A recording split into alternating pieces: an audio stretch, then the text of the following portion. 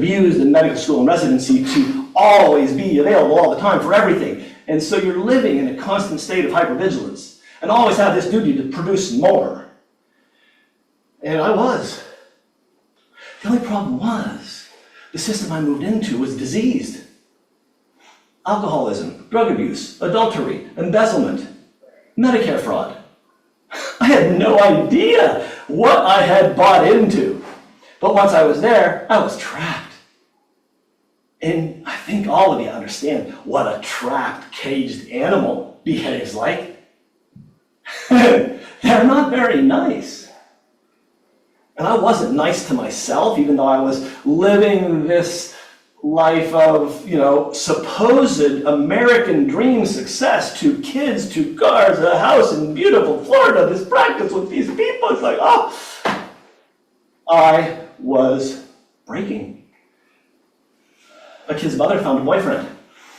I couldn't blame her. I was working 100 hours a week. I asked my partners for help. They said, forget it. This is the way we work. I don't know if you know what rage is really like, but rage kills. We know that heart attacks are caused by rage, but it's something else when it's subtle and you suppress it and you hide it. Your body starts to break. And I was a guy, right? I was managing my back pain with ibuprofen in a hot tub. Until one morning, I got up out of bed and I went right down on my face. On the ground. I looked around. How did I get here? I tried to move it. Ow! There was this searing, burning pain in my low back. And I tried to move. And my right leg was paralyzed. I couldn't move my leg. I didn't have any back injuries. I couldn't figure out what happened. Stress broke the camel's back. So, fortunately, I did have enough resources. I was working in this really fabulous practice. I had all these doctors around me. I went to the neurosurgeon, the neurologist, the physical therapist.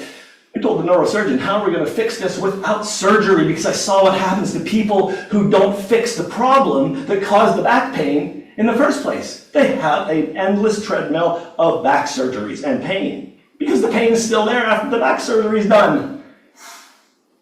Fortunately, I had already been aware of the Holistic Medical Association, and I found this book called Alternative Medicine. It was written by a guy who was a publisher, Bernie Goldberg, I think, but he had gone through like every possible alternative way of doing healthcare and put it all in one big book. So I went chapter by chapter. I found somebody from all the chapters to go and take care of me. My cousin was a holistic nurse, and she connected me with the holistic nurses here in Sarasota. Fabulous group of people. Healers of light. They heal with love, because that's what it's all about. So over the next time that I did all this and focused on me, I discovered something. And that is, the body wants to be whole. And once I took away my self-hatred, I found a path out. But there are so many other things that I had to do to get to that. That's another whole story. But there's this guy, I don't know if you know him. Do you know Dean Ornish? You guys have all heard of Dean Ornish, haven't you? Mm-hmm. No? Okay. So Dean is a brilliant guy who's a cardiologist who decided to look at human health rather than human illness. And so he started working in the 90s on reversing heart disease.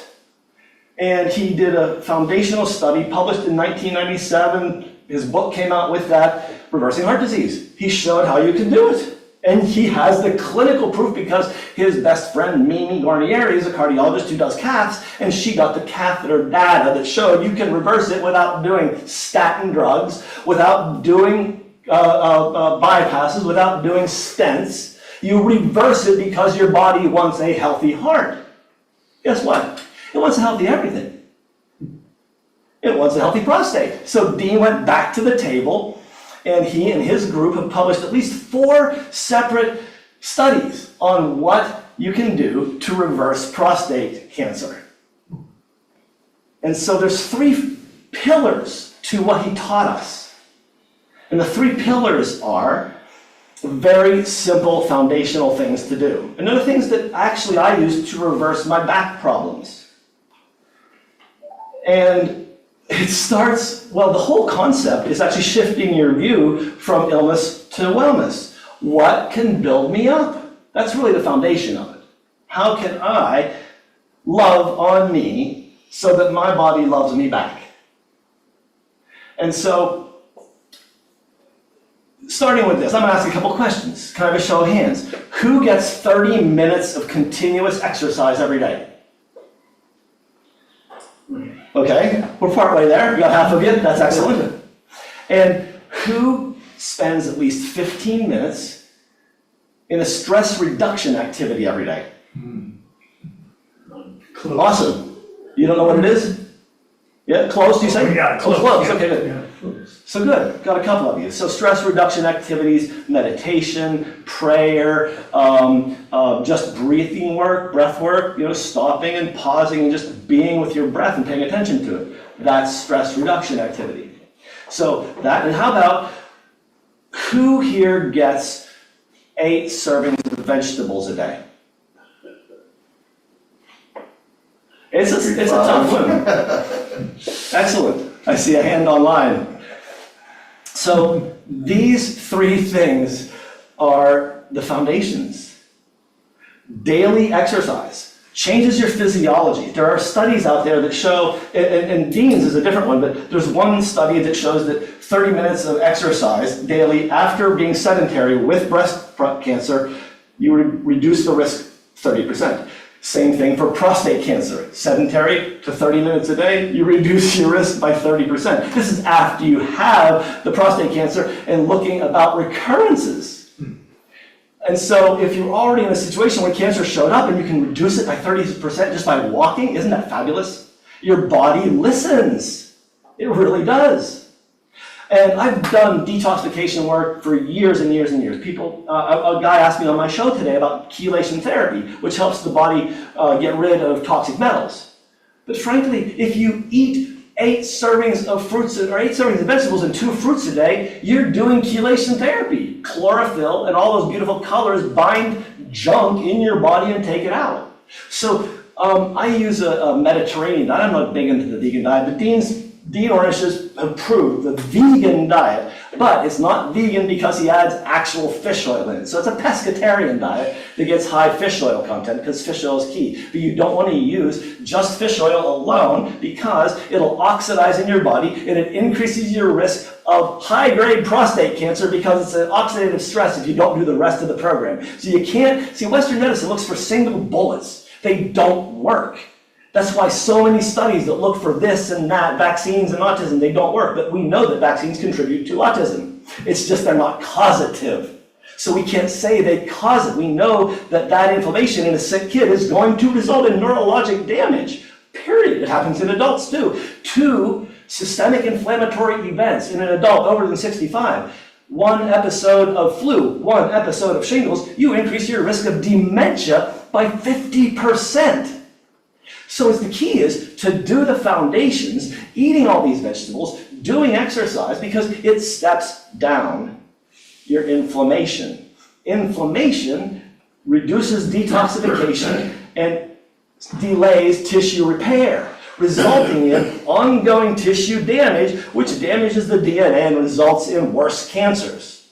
So if you can just step it back, doing these things, Dean Ornish showed, there's 4 studies at least. 1 shows that all the markers of prostate cancer go up in the people that don't do the program, and the ones that did the program, they went down. Telomerase, that is the DNA repair tool. It's vastly increased after 5 years on this plan on everybody that was studied. It didn't increase, it went down in the people that didn't do the program. Gene activity. Inside the prostate cells, they did biopsies and they examined which genes were on, which genes were off. Prior to the therapy, there's this whole selection of genes that promote degradation of the cell, promote cancer formation. On the other side, after 3 months of therapy, 453 genes turned on to promote better health and 47 turned off that were associated with the bad health. You affect your genes with your behavior. The genes aren't a blueprint for what's going to happen. They're the tool that you use to create your life. And you can do it by stroking your genes well, because when you actually do the stress work, you spend 15 to 30 minutes in meditation every day, you turn on another whole set of genes that repairs your DNA and opens you up to healing. If you don't do the foundational work, it's not any purpose, from my perspective, following up and repeat treatments and studies. You know, I have a distress about urology in that when you have a Gleason 6 or lower and they put you on watchful waiting, they don't do anything. They go stand in the corner and yeah, it's like, what? How many have you been told? Exercise 30 minutes a day, eat 8 servings of vegetables, and meditate. This is in the literature since 2005. I call it 20 years of negligence. Flat out. I'm calling all you urologists out there, guys, negligence for not telling these beautiful humans about the truth of their health. I think I'll end it there and ask you guys if you want to ask any questions. Boy, I wish I'd heard that when I was put on watchful waiting. Many men would like to hear this, which is why I'd like you to just put it out there to the public so they can hear me shouting loud and strong. I'm tired of having them hide the truth from y'all. Well, it's the whole waiting part that you do. If you're just going to wait and be dormant, then you're not really going to like activate what you need to heal. So Yeah, Why not be proactive, right? yeah. Take charge of your health. Don't let an outside source direct what's happening with your illness, because that doesn't work very well most of the time. Just taking that attitude on, I think, is a huge part of defeating. It is. Succeeding. It's switching your perception of what health and illness are. Yeah. Illness is the thing that disturbs your health. Work on the health. Illness falls away. I also had 2 rotator cuff problems that I would not allow surgery to. I just went and took care of it. You have to think critically about what's going on in the body and fix it. One of the best things I've done is Qigong. Therapeutic restorative Qigong is one of the best things you can do to increase the flow of energy through your body. And it also fixes posture, which helps with knee, hip, back, and shoulder and neck arthritis. Because if you're like this, everything feels terrible when you're moving around, because it's not the way you're supposed to move. You're supposed to be upright and lifting all the time. That's the energy, pulling up from the ground, constantly circulating that energy through you. Gaia loves us. She bore us. She's our mother. Pay attention to her. Take your shoes off, walk outside, and get some of that energy into you, because it is deionizing, healing energy that Earth provides us. Best if you're actually in the loam and not standing on concrete. But any way you can connect with the flow of the Earth without rubber between you is really good. Anytime you can walk in nature, you reset everything. Nature is healing. Hug a note, you deionize. It takes all the negative charged particles that come from all this stuff that we live with all day. And if you walk in the morning with your knees exposed, sunlight on the back of your knees raises melatonin and helps your brain work better. So sleep is better at night, and then you recover, and you can heal from cancer easier. There's so many easy things that we forget to do because we've removed ourselves from our natural environment, which is what we actually were born of. We isolate ourselves in boxes of toxicity. What do we get? Toxic illness. All of these illnesses that we talk about, cancer, heart disease, obesity, diabetes, they're coming from our industrial world. We allow job creators to kill us on purpose for profit. And then we allow job creators who make the poisons that kill us to make poisons that kill the cancer that kill us. Monsanto, Bayer, cool people. Let's put them to death, to bed. Let's find a way to end the use of these chemicals. Pesticides, herbicides, burnt hydrocarbons, plastics, plasticizers, fire retardants. All of this poison causes our nightmare today. Diabetes and obesity are caused by herbicides. And we put it in our food before we harvest it. What is wrong with this picture? It's time to get off this mad carousel, because it's not going the right direction for humanity or the planet. We have a choice. Health is a choice. Humanity currently is choosing illness as its path. All it takes is to stop burning fossil fuel and thinking that it's the actual solution to all of our problems. Because the only problem it survives is whether the billionaire is going to have more money this year or next year. That's it. That's the only problem hydrocarbon burning fixes. Wealth for creepy people. Very creepy people we're reading about. So, anybody want to ask any questions about what to do about health or? Well, I have noticed that in my own personal situation, that when I'm overstressed or when I'm not in a relaxed way or when I'm not focusing on that kind of health, I either get sick or something occurs that makes me not feel good. It's happened when I reflect on years of things, activities that I've done. It's surrounded by stress has been one of the downfalls of me. In our group, we try to our man-to-man group, we try to approach looking at supporting each other, but we all come in very stressed out. Yes. And we're all like extremely stressed out, and we come in and we get a diagnosis, and all of a sudden we're all freaking out. We're trying to ask questions among ourselves, discovering things. That's creating stress too. Yep. We're not getting any answers. That's creating stress. Yep. So for me, my own personal thing is that I'm always found my health goes south when I'm super stressed out about one thing or another. I mean, and we all encounter stress in our daily lives. It just comes at us like It a does, torpedo. constantly. I talked about it on the radio show today, and really, first things first, pay attention to your breath. If you're stressed, pay attention. You're probably that kind of stuff. Or holding it. So take time and breathe. Square breath is one of the easiest things to do. It's so simple. You just count your breath, and you break your breath into 4 parts. And if you want to try it, it's easy. Let's start with just 2 rounds of square breath. All right. So I'm going to say start breathing in, and I'm going to count. All right. So breathe. 1, 2, 3, 4. Now hold it. 1, 2, 3, 4. Let it out. 2, 3, 4. Hold it. 1, 2, 3, 4. In. 1, 2, 3, 4. Hold. 1, 2, 3, 4. Out. 1, 2, 3, 4. Hold. 1, 2, 3, 4. When you hold at the bottom and you don't take any breath in, it's almost like you have a rebirth with every breath. Like you're coming out of the vagina going at that first part of the square. Each time you get a possible rebirth, a little death and rebirth, so that you can reset your system. Do that for 15 minutes and stress just melts away. If you get distracted, the counting really does help, but you have a 3-year-old inside your head that never wants to stop talking. That's called your mind. You are not your mind. When you realize finally that you are not your mind, and it's just talking forever, and you're not generating all that talking, and you're sitting back and listening to the talking, you realize that you are actually a consciousness that watches your personality do its gaming all the time. Your consciousness is you, the big Y you, the one that watches everything. You could call it your soul. It's the Christ inside. It's the connectivity to all that is, because we are all one, it's all energy, and that is the collective consciousness. You're a piece of it. And when you hear your little mind going, that's just your brain running because it never stops. It's metabolizing all the time.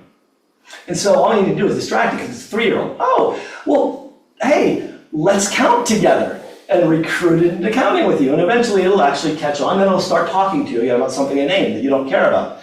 Like the bomb that just dropped. Like, so what? It's just what is. If you remember that everything in front of you is just what is. Nothing that has anything to do with you. That is one of the hardest things to do, to detach from it all.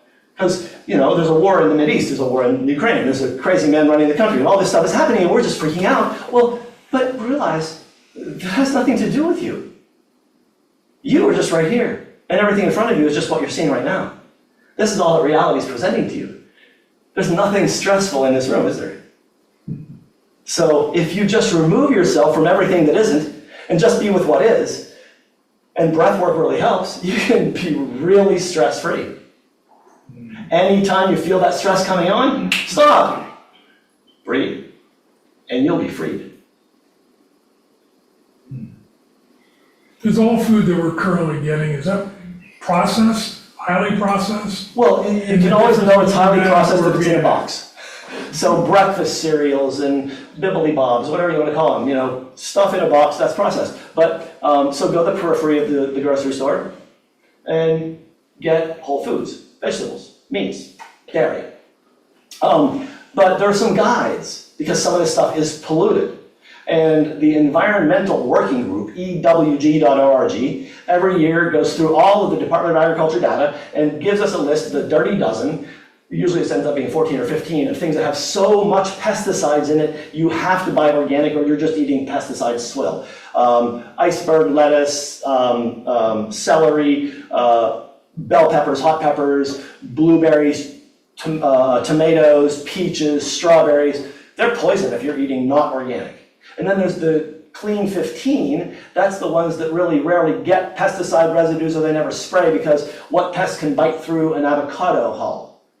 So avocados are pretty safe, bananas, oranges, they rarely spray, citrus, except in Florida where there's so much stuff going on and they don't use smart agriculture. If they just planted them with some oaks, we wouldn't have to worry about all this stuff, but they won't do that because monoculture agriculture is the current system. And it's why we are being poisoned with glyphosate, because we allow big food producers, big agriculture, to actually poison our food, because they figured out that they could get better yield and more profit if they have more stuff on the vine that the weeds didn't get.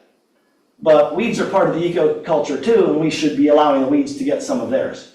Killing them with glyphosate is killing our world, because it kills the microbiome of the soil. The microbiome is what we live off. And so murdering our mother is really freaking stupid. So I think it's time that we actually kill Bayer Company, because Bayer and Monsanto make this horrible poison. And Bayer shouldn't be here anyway. I'm very opinionated about this. They made the cyanide tabs that killed the Jews in World War II. So why does Bayer still exist? Why did the world not end that corporate entity then? Why is it allowed to continue poisoning humans today? And then make the chemotherapy that treats the people they poisoned with their product. We live in a sick world, folks. Capitalism is eating us all, because it's unrestrained and its whole purpose is profit at any cost. So you're suggesting to purchase organic whenever possible? No matter Purchase what organic whenever possible to support the organic industry. Purchase biodynamic when you can. There's a bunch of farms around here that do biodynamic permaculture farming. And you can look for these co-ops and things online locally. Tampa has a big co-op that does this. There are local farms here. The biggest local one is, I think it's called Ananda Farm up in Terracea. But there's also one down in Charlotte called Worden Farms. There's just really good places to get organic vegetables. Out east also in Arcadia, there's raw dairy, pastured beef, chicken, turkey, lamb, all kinds of organic vegetables, some hydroponic, some in the ground. It's amazing what we have locally if we just look online. Grove Ladder Farms is the name of the farm that actually connects with all this stuff out in Arcadia. If you want to really clean up your food, eat local, eat seasonal, and eat organic. I think Jessica's farm is probably the closest one to us. Jessica's, they actually, I forgot, they're not the biggest, but they are actually right in town. Yeah, they're the closest. In DeSoto Acres up off Yeah, University, and they're wonderful. Right off of Mink Road there. Yes. A great resource, and they actually bring some of the raw dairy in too. The reason I mention raw dairy, it's not as risky as the people online would try to scare you with hyperbole, but what we know is that when you ultra cook milk, you actually create something that is not good. In diabetes, we follow something called hemoglobin A1C. That is a glycated protein. It is a toxic molecule that hurts our body and causes some of the vascular damage that's associated with diabetes. Well, when you cook milk at high temperature, you get glycoalbumin and fructoalbumin and fructoglobulin and lactoglobulin. And these things they look like fungus products, and your body reacts to them immunologically. And part of cancer dysregulation is having your immune system being confused by a lot of different wrong signals. So pasteurized dairy is actually an immune problem that probably has caused more tonsillectomies than any other one product. So many layers to this. And I just keep reading more that astounds me. And I keep reading more good information. We're coming up with so much because of AI, because of brilliant thinkers like Dean Ornish. We're understanding that health is actually what we're going to pursue. Why pursue illness? My primary care colleagues have a job of maintaining your chronic illness. They want to give you medicines that are going to help that diabetes as you maintain it for the rest of your life. I love my cholesterol. I'm going to keep it there, right at 120. But maybe if I just changed my diet, I wouldn't need to take the statin. Although statins are really great if you have a heart attack, they're going to prevent the next one. These medications really work for acute care, but they're not meant for chronic use. That's the problem. We have this skewed idea in Western medicine that all the acute care stuff we do is all for chronic care, but it's not. So all the acute care, damn the torpedoes, kill it all today with prostate cancer therapy is a little skewed from my perspective, because why are we trying to kill it all right now? Like, there are other options too. HIFU and cryotherapy are much better first choices than these other things, because they can actually, everything else can be done afterwards. You can do cryo after HIFU, you can do HIFU after cryo. You can do radiation after that. You can still have surgery. You can still do hormones. But if you do radiation first, it's kind of screwed. Your whole pelvis is like, sorry, we just did this to you, and that's just the way it is. And then you can't get any more, because if you exceed a dose for your body, your whole body collapses and you die. Your body can only take so much ionized radiation. It's like, we really need to rethink the way we approach all this stuff. And I think the first thing for everybody is to get on the Dean Ornish plan. Reduce your saturated fats, increase your vegetables, increase your fish oil as fish. Eat a can of boneless, skinless mackerel. Tastes better than tuna, has no mercury, or much less than tuna does. And when you make those changes, you're going to feel it. Dean Ornish's last study, I didn't mention it. After 1 year, quality of life was improved 20 to 50% of these people. They loved living again. Think about it. If you didn't have that stress every day, wouldn't life be beautiful? If you could just put it out the door the moment you get up in the morning, have a glass of water, sit down and meditate. I'm going into this day with peace. And your day unfolds with peace. It's that simple. If it gets disturbed, Joe Road Rage shows up. Breathe. I'm back in peace. Take that cortisol trigger away. Cortisol is the aging hormone. Cortisol is the damage hormone. And you take that away by getting back to peace. Peace is the way. State of mind. It is entirely that. Reframe it. It's actually even a state of consciousness, because really what you want to do is feel the joy. Think about what the joy means and then project the joy into how your life is joyful. Start in your heart and manifest the energy of that love. Whether it's love, joy, abundance, creativity, wholeness. Wholeness is a really good one, because wholeness is really health. No matter what label you've been given, if you're whole, so what? We all go through life with things, and we all end up doing one thing. We should actually look around and cherish that, because death is actually better than anybody thinks it is. This whole fear of death is crazy. We're infinite. Consciousness is not located in the body. When your body dies, your consciousness goes on. And so what's to be afraid of? Hell? It's coming anyway. It's coming anyway. Hell doesn't exist, so don't be afraid of anything. You're going into a much better place, because you don't have to put up with this BS every day. You got to rest from it until you come back again and do it all again. Because in my world, my Creator doesn't waste the soul. You got to keep doing the good work for eternity. It's that long to get back to where you left. A lot to think about. Boy. I try to do that. I love to provoke consciousness to expand. I think it's my purpose on Earth. That's a good one. Well, and the vegetables, that's the one gap in my 3 or 4 things that you mentioned earlier. Yes. Is I'm wondering how to really make that happen, for me personally, or for anybody else maybe. It's a struggle every day, because we don't live in a society that supports that. What's the number of vegetables? Or what's the, one meal do several vegetables? I graze on them all day. Today I didn't have vegetables for breakfast, but often I'll take a big fistful of raw spinach and throw it on the plate, and take a couple eggs, maybe throw a little cheese in it, throw them on top, and let the spinach wilt with the eggs, and just eat that with maybe a piece of sourdough.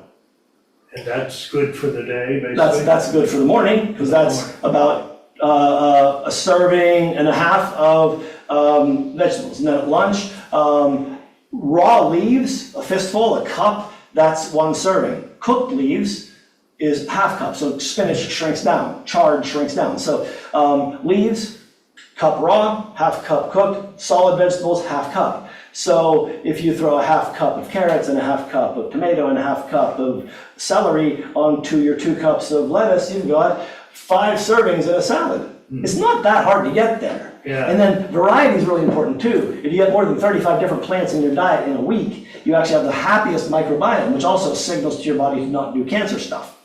And I found a way to get lots of plants in. It's really easy. Get microgreens.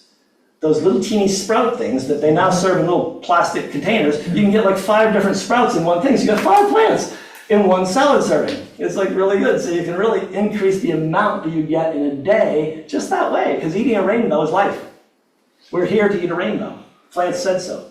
Sprouts are really easy to grow too. I mean, They are. They're super easy to grow, and you could have a big mason jar, and you'll have sprouts fresh every week. Yep. On a regular basis. Yeah. Now, when you say eat a rainbow, what exactly do you mean? Because, we're not going to run and get a bag of Skittles. Really? That's a rainbow of vegetables and fruits. Think about it. If you have the green vegetables, you ever notice what happens when your green vegetables fade? Like, what color do they turn? Yellow. That's beta carotene. They're yellow or red, so they're beta carotene. So you have carotene behind the chlorophyll. So you already have another color in your green vegetables you didn't even know about. If you eat beets, you get red. If you eat sweet potatoes and carrots, you get orange. If you eat yellow squash, you get yellow. If you eat blueberries, you get purpley blue. If you eat blackberries, you get nice dark purple. Tomatoes are red. Watermelon's got lycopene that's happy for your prostate. There are so many colors you can eat in that rainbow, and you can change it all the time. And it should change seasonally, so that you get the best out of what nature has to offer today. So don't eat Chilean blueberries in our winter. Find something else to eat, like the winter fruit that's here, like citrus. Bananas grow here all year long. Is juicing just as good if you do it? Juicing is drinking sugar. Well, And drinking sugar actually contributes to vegetable cancer. juicing, let's say not fruit juicing, but. Vegetables, their principal nutrient is sugar. So I don't really look into that. I don't like drinking juice. I don't think it's a way that humans ever did it. Think about it. There's this Hallelujah Acres diet I heard about. It's a big juicing diet. So I thought, well, how long would Jesus survive if back on the kibbutz in Bethlehem, he took a handful or an armful of carrots and an armful of celery and threw it on this big rock and said, "Hey, Ma, beat the crap out of that and pour off the juice. I'll drink it for my daily rations." That would have fed like 18 people, but they're turning it into juice. I don't agree.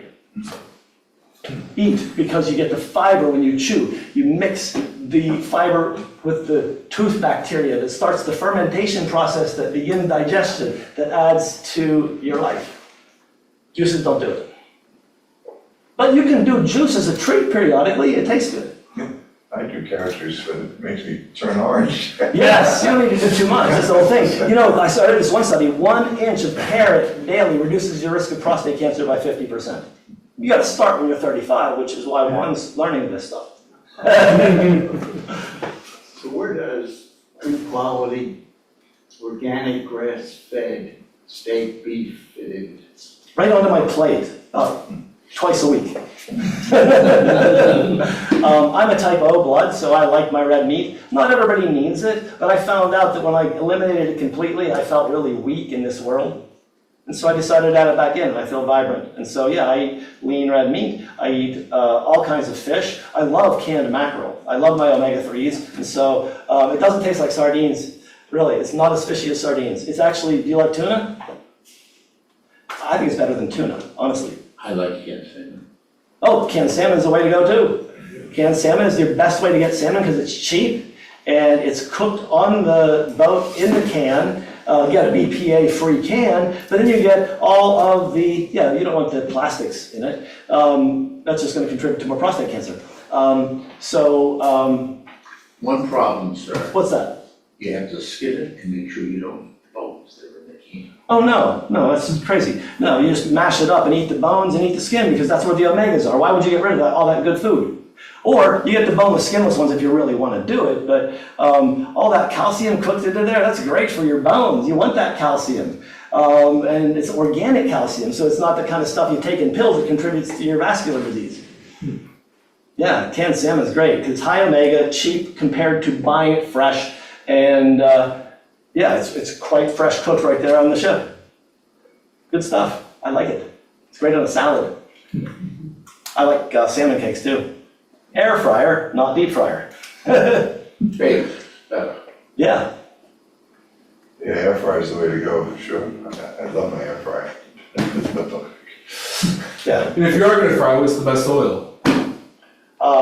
Right now I'm using a blend of different oils because I like to have the gamut. I try to avoid, standard vegetable oil, corn oil, that kind of stuff because it's an industrial byproduct. I look for the cold pressed, filtered, not cooked oils. Grapeseed is one of the best oils you can use because it has very low flavor, very high smoke point. It's omega-9s, which help balance out the other oils. Olive oil is wonderful, extra virgin, cold pressed, unfiltered. You want all those green things in there and you want that bitter olive flavor because that's what's good for your heart and it's anti-cancer. Grapeseed, Avocado oils. avocado is great and so is coconut. Yes, What was the last one again? coconut. Coconut's got a little lower temperature, but Depends on what you get. You get some highly refined stuff that's just filtered so there's none of the particulate in it, and it's pretty high temperature oil too. But you don't really want to do everything at high temperature. It just makes it possible so it doesn't start to smoke early. You don't want to cook with olive oil because it smokes at like 20 degrees. You want to try and keep that out of the pan unless you mix it with other high temperature oils, like grapeseed. We had Dr. Bo Martinson here last time, I think. yeah, last month. About omega-3. Yes. Any thoughts on omega-3? Oh, he's the guy in Venice. Venice. Yeah, yeah. They have a very good product. I try to get mine out of fish, and but there is that one study that suggests that taking high dose fish oil is going to increase your prostate cancer to high grade, and there's another one that suggests that it's going to cause atrial fibrillation. And so I backed off on long-term recommendations for high-dose fish oil. Mostly I'm telling people to get their fish or their oil from fish, but maybe one or two. Sometimes when I see somebody who if your doctor's not checking your omega-3 levels, you might ask him. It's easy, it's Quest Labs. And if your omega-3 level is low, you're at risk for all kinds of stuff, including worse prostate cancer. And you can take enough to fix it. So the heart health starts at 5. Brain health starts at 8. And I see many people in the 2s. And those people I'll put on 6 fish oil capsules a day for a month. Then recheck it and see where we got to, and then adjust the dose. But I don't keep people on long time because I don't think that the data is showing that it's worthwhile to do that. We should get most of our stuff from food. So, I started off in integrated medicine, replacing medications with supplements. But I realized that I was just practicing Western medicine and doing, firing shots off at labels. And so what I realized was what we need to do is reduce that list of the extra supplements and use the ones that are targeted for things we really need to have happen right now and get the rest of it from food. And if your belly's not working, fix the belly and then get it from food. But the belly is the biggest problem for most people. Most people have a diet that's ruined their belly. They've been on antibiotics. They've had all kinds of stuff. They drink syrupy sodas. They eat cookies. And their belly turns into a nightmare microbiome and is pro-inflammatory. And so I have to work with people on their gut to get the whole thing rolling because most people are stuck right there with liver toxicity and hormone toxicity because they're not eliminating the hormones right. And there's all kinds of really wonderful testing out there that most doctors don't do. They'll look at your blood hormones, but blood hormones don't tell the whole picture. Hormone metabolites tell you what you're doing with your hormones. Are you actually metabolizing down a pro-cancer pathway or down an anti-cancer pathway? I do tests that can look at that and tell us which way we're going and help people modify it with diet, lifestyle changes, and sometimes medication. Because I don't mind using medication when it's the right medication at the right time for the right purpose, and hopefully not for the long term, because who wants to maintain a chronic illness with a medication?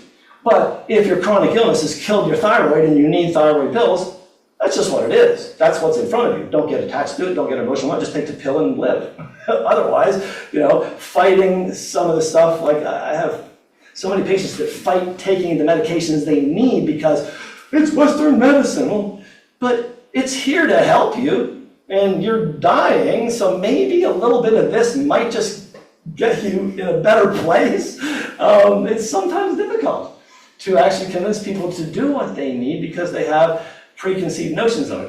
The article just got published about your longevity, and it was published in Geriatrics just this month.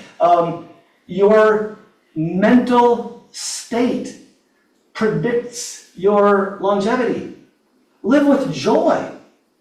Live with joy, and you'll live a better life. Access joy, and you will find wholeness. That's what it tells us. So follow that path of love to center your heart and access your joy. Find that peace. Find that rest, because that's the way you heal, no matter what label anybody's giving you. Question. Yes. Okay, with reference to prostate cancer, are we talking these methods for prevention or for treatment of already diagnosed prostate cancer? Active treatment for the human beingness.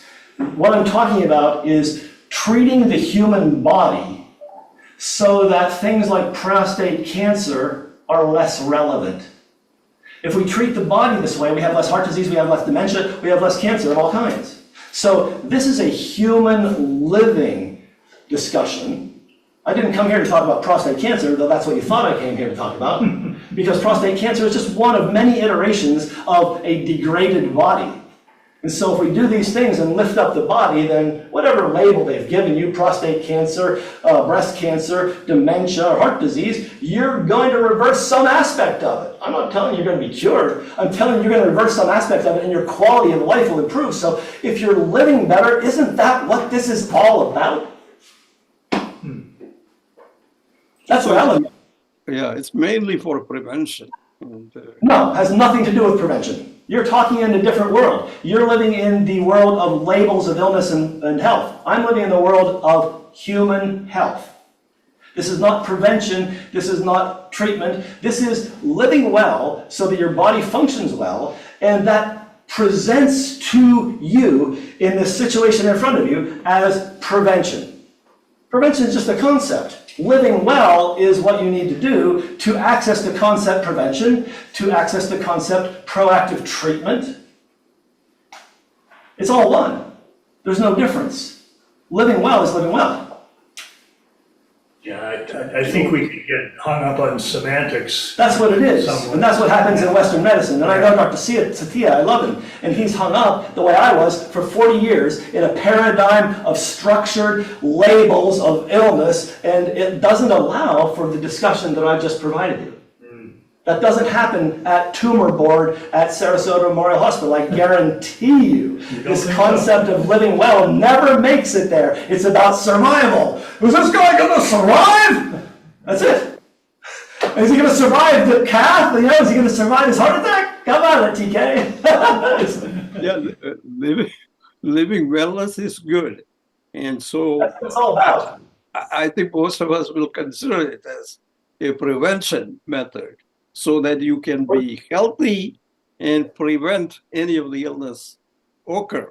That's a good way to frame it for you. But I'm going to reframe it again. This is not about prevention. This is about living well so you live a life of joy and thrival. This is about thrival. not about prevention, because prevention comes from fear. I want to prevent the next shoe from dropping. No, I'm going to thrive, and I'm going to live my life strong and full. No prevention. That's a fear-based paradigm. Period. End. Well, I would, That's Everything we're afraid of. We don't do prevention unless we're afraid. Think about it. That is fear-based thinking. You can't get out of that. That's logic. It's a logic trap I've just laid for you. you There's turn it nothing around- but fear there. You turn it around to positive thinking. You can't. It starts with fear. You I'm afraid of that. I'm going to prevent it. Take a positive approach. Right. I'm going to live a thrival life, and I'm not going to worry about prevention because I thrive. How's that? How do we get guys to connect with you outside of this room? Well, a couple ways. You can actually listen to my radio show every Monday at 10 o'clock, Yes. 88.5 FM, or WMNF.org. It's 10 a.m., The Healthy Step Show. If you Google healthystepshow.com, it will take you to the archive of 8 years worth of shows. It will take you to the Play Now area. So you can actually, if you go to the Healthy Step Show, you can just click and listen on Monday. And you can call me and ask anything, because I answer any kind of health-related question, and I'm glad to discuss it all. And then my office is now virtual. I do everything by Zoom. Telehealth is wonderful. And so you can contact me at 941-929-9355. You'll end up talking to Juan. You can get the website, which is functionalmedicineflorida.com. And you can access all the information you want there. Everybody who's in attendance today, sorry, I have a book with Dr. Harvey's story in it. Are your contact information? And the contact information is in here. And if anybody who's online wants to get a copy of this book, they can contact me at the office, and I would be happy to ship you a copy. Oh, great. And I'll make sure that you get a follow-up email that has just everything that you just said. You were going to send me one in the mail. Did you not receive it? No, I never received it. So I didn't Oh, he know, looks but I different. did, but I do have your. Yes, I got rid of the handlebar. I've had a transformation since I wrote the chapter in that book. Say that again? I've had a transformation personally since I wrote the chapter in that book. A chapter? A chapter. It's an anthology. Lisa Nichols, the person on the left, is a transformational trainer. And I spent a year with her understanding how to bring an authentic message forth so people understand really where I'm coming from my heart. And the other 28 people in there, 29 people in there have written chapters about their transformations and how they help people navigate through this weird world that we inhabit. And during that I had a transformation, and it was through that and the things that came up with it that I was able to let go my office of 30 years and say, I don't need this. I don't do primary care medicine. I do transformations. So what I do is help people who have chronic illness transform their lives to thrive again. Do you do this, is your knowledge or specialty concerning Parkinson's?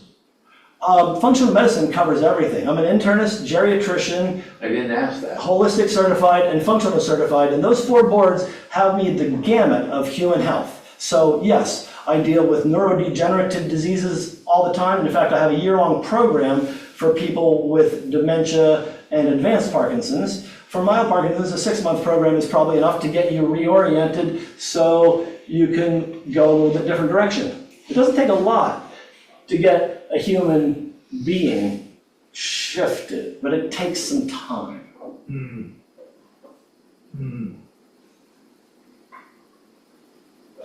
You know, a lot of times when we try to reflect on what our health is, and we try to go through testing, and we try to do these things to be aware of what's going on within us, we have a hard time finding resources. That's why our group here tries to expose each other to different ideas and thoughts. That's the beautiful thing about Dave putting this different speakers together, all from a different point of view, which is good for us. But It really is. But I find it essential. But understanding these testing, understanding the language is a whole learning process. Yes. So unless we sort of engage each other in learning the vernacular and learning how to figure out what the language is, that we don't get to communicate. That's why this group is very important for us. Very But, important. but when you're looking at certain testing and stuff like that, and you say, well, haven't you looked at your blood work, or haven't you, hasn't your doctor tested you for your pH, or tested your lipids, or whatever you're looking at in particular? We're trying to find tools as a group. We're trying to find tools to find out which direction we're lacking, or where we're, what our particular direction has to be, because everyone has a particular direction, so. Yeah, and unfortunately, the testing that urology and internal medicine tend to do don't really actually help you figure out where your position is, because all they're looking for is endpoint stuff. Is your PSA higher or lower? And it really doesn't help you understand what your risk is right now. They don't look at omega-3 levels, they don't look at your antioxidant reserves like glutathione, which is the most important antioxidant sponge that helps clean up toxicity. If you don't have any, you're going to be toxic and you're going to get worse cancer. And these are things that can be easily assessed in urine and blood, and my former colleagues in Western medicine just don't do it. We can look at these functional tests and understand where you are and how to actually put you back in the right direction. Well, And what's great is Medicare covers most of these tests, but private insurance doesn't. So I go on Medicare in May, and I'm so thrilled because I can access some tests that I've had to pay hundreds and thousands of dollars to get. Now Medicare's like, yeah, go for it. Yeah, well, you use Quest Lab for a lot of things, and sometimes you have to ask a doctor or your doctor to write you a blood request or something like that, and say that there are some ways, if we learn about, what questions to ask, that we can get these blood results ourselves. A lot of times I use this site. It's called privatemd.com. I don't know if you get into it, but if you have a test that you want to look up, you look up the test on the site, and they'll send you to a lab, a Quest or a whatever the other big lab is, and they'll but you ask for the test online. You purchase it online. It's usually like a quarter of like what the lab can review, because they buy in this huge bulk. Yeah, and they don't do insurance. And they don't do that. And you're paying for it, but you're paying a quarter of the price. But they send you the results to your website, and then you either bring it to your doctor or you learn to interpret it. But there are tools out there, if you know the questions to ask, to do it. And Part of the problem with doing individual tests like that and trying to figure out how to interpret it can leave you with information that is disconnected from a greater whole. And that's one of the things that I do in my practice, is take all this stuff that other doctors have generated and then generate functional testing, which helps put things more in perspective, and listen for an hour and a half. We figure out what the story is that is associated with all this stuff, and then you can get a better overview of what this actually means. Because when I do a functional test, they'll have computer algorithm interpretation. I never use that. There's 6 pages of stuff that the thing generates about why, what, and where, and I said, but that's not real. That's based on numbers on this paper. I'm going to talk to you about what's real on this paper, how it works with you, and what we need to do about what we see there. And it's a very personalized medicine, because that's the only way we can get difficult things moved. Western medicine is impersonal. It uses epidemiology. If you don't fit on the bell curve, you're an outlier, and they have completely lost you. Bye-bye. You might die, you might get no therapy, but oh well, you should have had really good results because you're on the bell curve. The only common thing I notice in our group with our testing and stuff is that we're all concerned about our prostate issues. There's only a small benchmark of tests to ask for, and we all rely on a PSA test. And that sends every one of us in this room into a tailspin. Right. When there's So you're something looking at the wrong wrong thing. with our PSAs.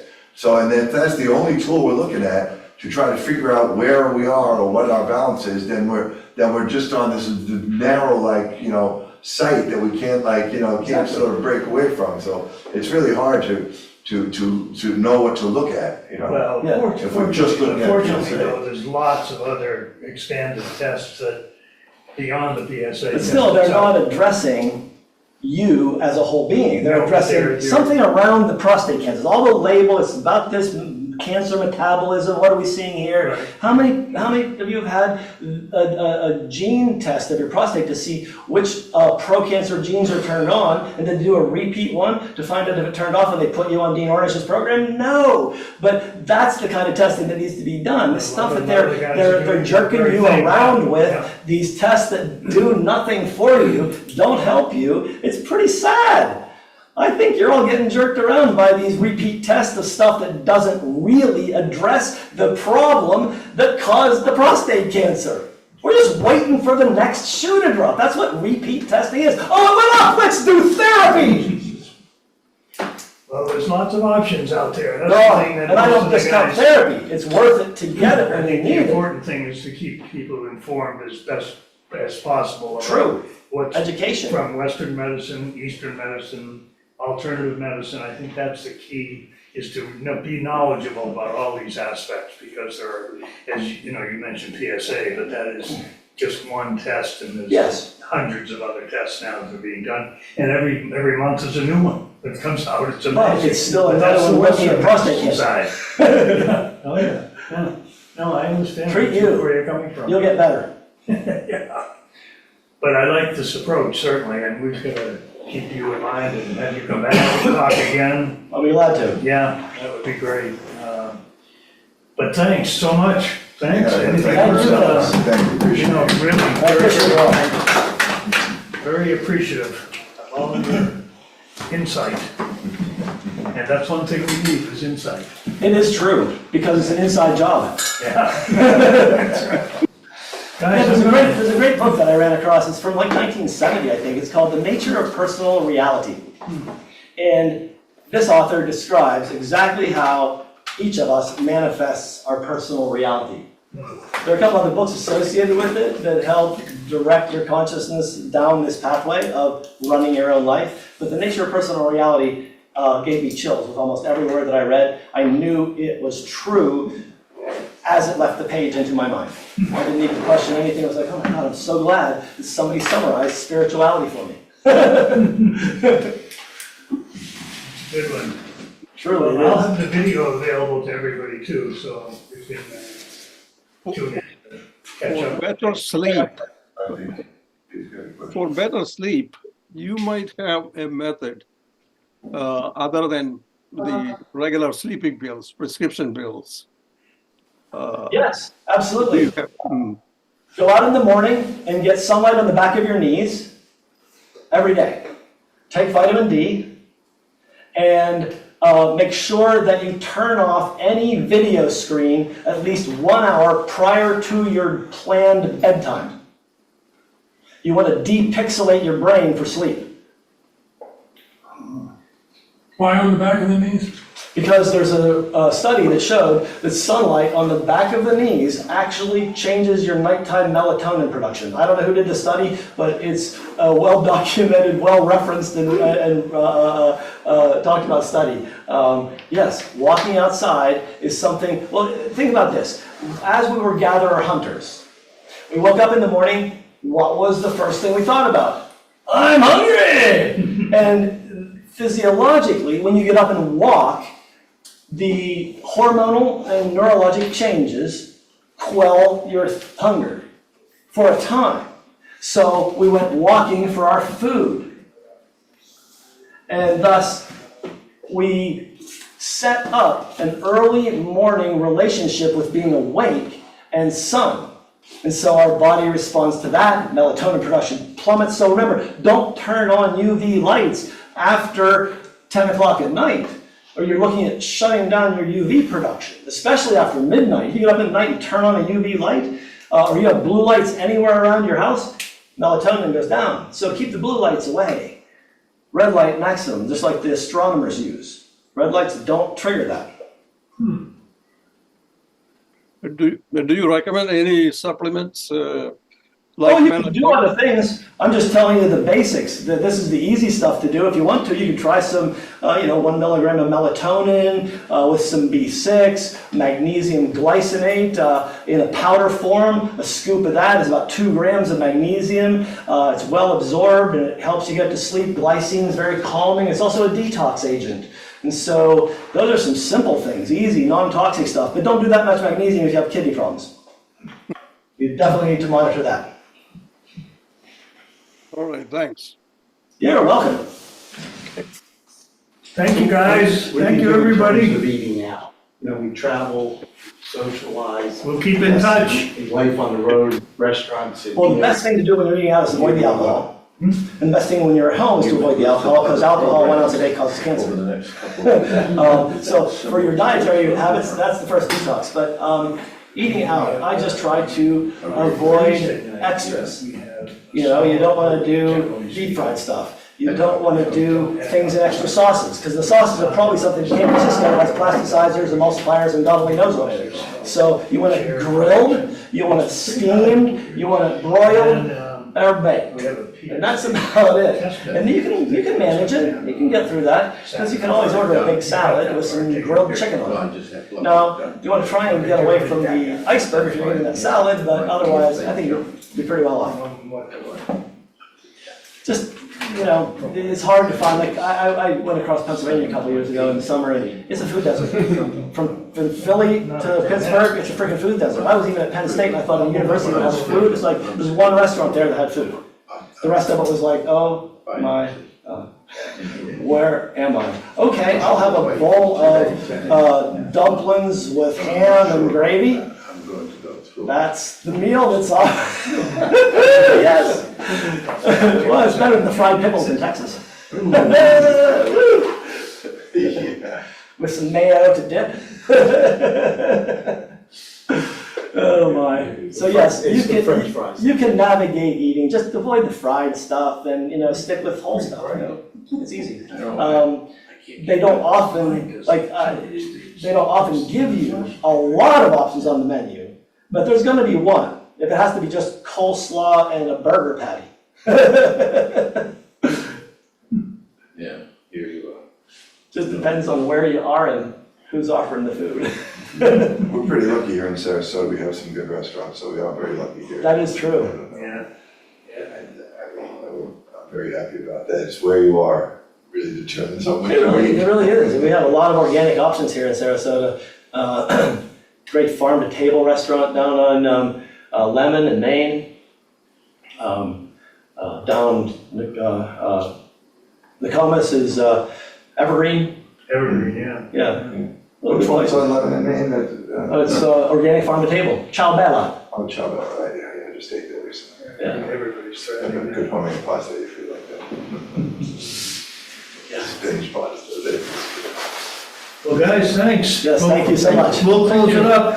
Thanks, Dr. Harvey, appreciate it. You're welcome. Take care, everybody. I'll think Tune of in some- next Monday, I'll guys. think of some Next questions Monday for on Monday. 10 o'clock in the morning.